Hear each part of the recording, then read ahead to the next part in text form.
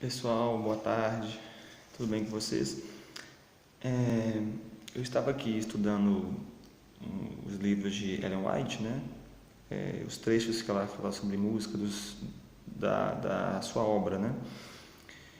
E eu estava lendo, achei bem interessante, eu até quero começar a abordar os textos de Ellen White sobre uma abordagem técnica musical, né? Porque a Ellen White, na verdade, não era da música, né?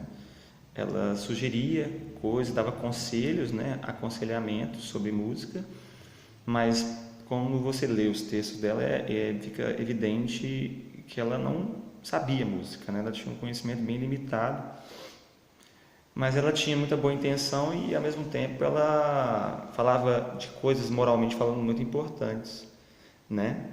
Só que deixando claro que o domínio musical dela era muito baixo, né? Muito pouco.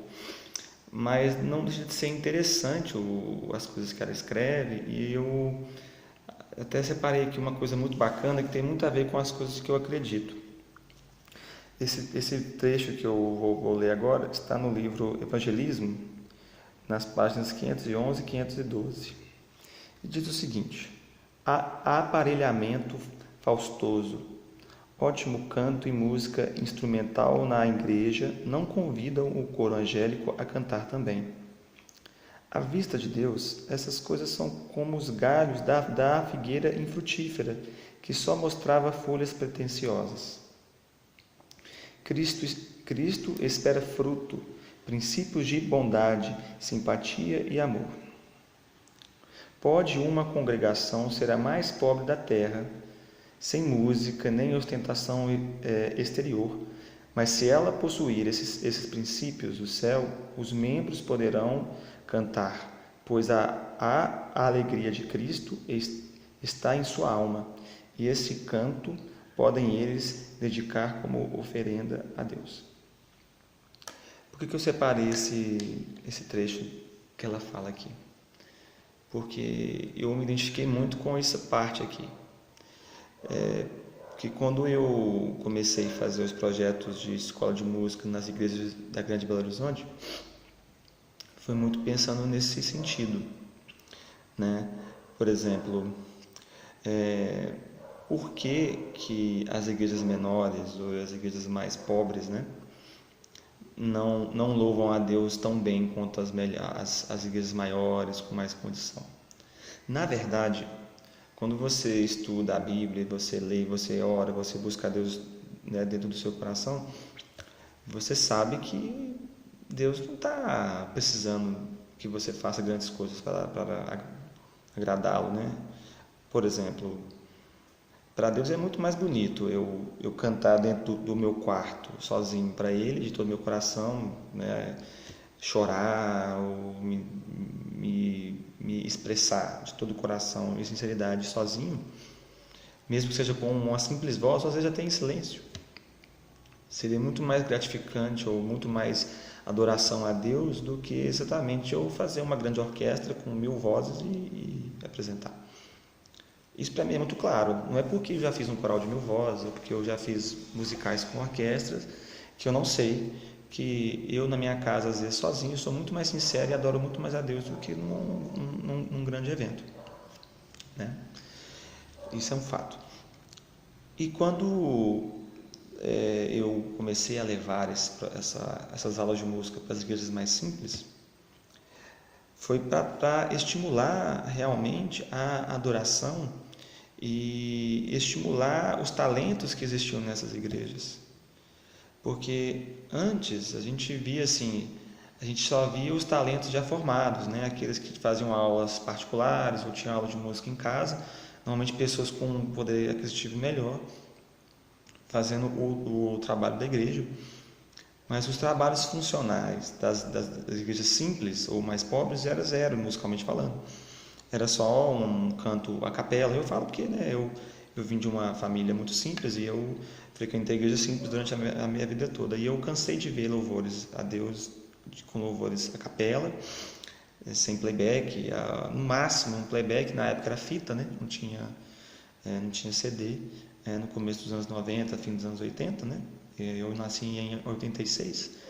Então eu me lembro claramente de eu pequeno, de eu vendo louvores à base de fita cassete, né?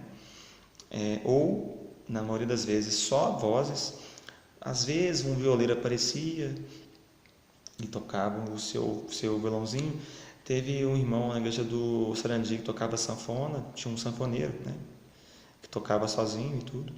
E na igreja lá do Jardim Alterosa, que está lá até hoje, eu morei lá 2 vezes, né? Eu frequentei os cultos e etc.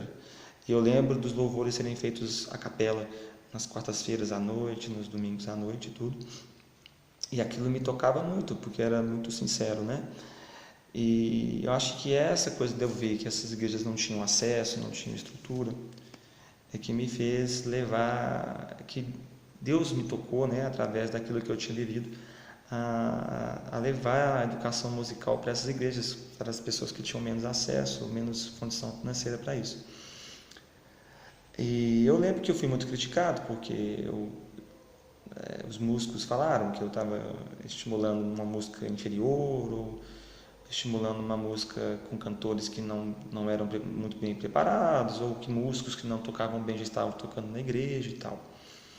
Um dos motivos que eu discordo totalmente dessa visão, eu discordo dessa visão em 1000 motivos, mas um dos motivos que eu discordo é que, primeiramente, Deus ele vai querer o melhor de mim no momento presente, né? Então, se fosse pensar por esse lado, então todos os louvores a capela sinceros daqueles irmãozinhos lá da igreja do Jardim Alterosa era errado perante o Senhor. Sendo que quando a gente lê não só esse texto da Ellen White, mas como a gente lê também a Bíblia, fica claramente que Deus ele quer mais a nossa sinceridade no nosso coração do que grandes coisas. Mas ele fala para nós darmos o nosso melhor. O melhor deles naquela época era a música, né? Somente com vozes, e mesmo assim, sem nenhum tipo de afinação, sem nenhum tipo de discernimento. Quando me propus a dar aula de música nas igrejas, para que eles pudessem dar o melhor do que aquilo que eles davam antes. Mas isso quer dizer que a adoração para Deus ficou mais aceita do que antes? Não, eu não acredito nisso. Eu acredito que, como eu disse, eu acredito que a minha adoração dentro do meu quarto, sozinho, é tão importante quanto um coral que eu reja no Mineirinho, por exemplo.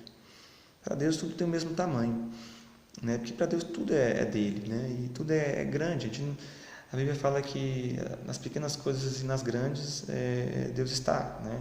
E não existe pecadinho ou pecadão, e também não existe ser abençoado pela metade. Eu acho que Deus está em todas as coisas. Está na simplicidade, está na complexidade, né? Então, assim, eu acredito que realmente Deus está nas pequenas coisas. E é por isso que eu acredito que quando um irmão aprende a tocar violão, ele dá o seu melhor tocando aquele violão, ele está fazendo o melhor para Deus, mesmo que ele não seja o melhor tocador, o melhor violonista do mundo, né? É por isso que eu me apego a esse projeto, e é por isso que eu discordo completamente do pensamento dos músicos com relação a esse aspecto, né? Quando a Ellen White fala isso, eu fico muito pensativo e vendo assim que realmente assim é o que eu sempre pensei, sabe? E outra coisa, eu até queria já falar para frente, tô querendo gravar alguns vídeos sobre esses livros de Ellen White falando sobre música. Tem um livro que é uma compilação, né, que separa trechos, todos os trechos que ela fala sobre música. Eu estou lendo tudo de novo, né? E eu vou dar meu parecer sobre isso. Assim, eu acredito que a Ellen White ela foi muito bem intencionada. Eu acredito que ela, em termos morais, ela foi muito correta falando de música, mas faltou muito conteúdo ali. A Ellen White ela não era da música, então muita coisa ela fala vagamente e muito indireto. Isso atrapalha. Não é que eu não acredite nela, eu creio muito, tanto que eu estou citando um texto dela para confirmar o que eu faço. Mas eu sinto que a Ellen White ela foi muito vaga em certos textos, não porque ela quis ser vaga, porque ela não tinha conhecimento de música, certo? Ela fala, por exemplo, às vezes ela fala sobre bagunça e sobre baderna com instrumentos de orquestra. As pessoas às vezes culpam a bateria, mas ela fala de baderna com instrumentos como trompete, como trompa. Ela fala de um tambor, que na época dela não tinha bateria, vocês sabem disso, né? Na época da Ellen White não tinha bateria. Então, assim, ela critica certas coisas de maneira meio desordenada, não por maldade. E isso prova o que eu acredito, que o caos musical ele não tem a ver com a percussão, ele tem a ver com várias questões. Qualquer instrumento pode ser caótico. O piano pode ser caótico, o canto a capela pode ser caótico, o piano pode ser caótico, o violão, a orquestra pode ser caótica. E a bateria também pode ser caótica. Então eu vejo que claramente ela às vezes critica manifestações musicais que aos moldes dos perfeccionistas são moldes santos. Então assim, eu vejo muita, digamos, é muito vago certas coisas que ela fala. Mas longe de mim tirar a boa intenção e longe de mim tirar o conteúdo moral dela, que é fantástico. Né? Inclusive eu estou citando isso aqui, porque às vezes eu vejo musicais grandiosos assim, que não me tocam nada.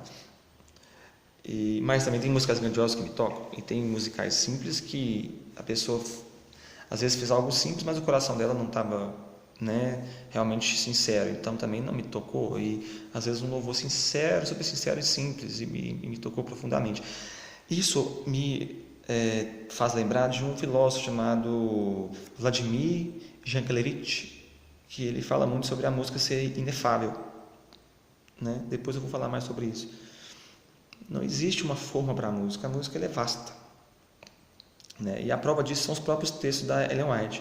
Ela critica valsa, por exemplo, que aos moldes de hoje é uma coisa também super doce. Ela critica a instrumentação de orquestra, várias vezes aqui nesses livros dela.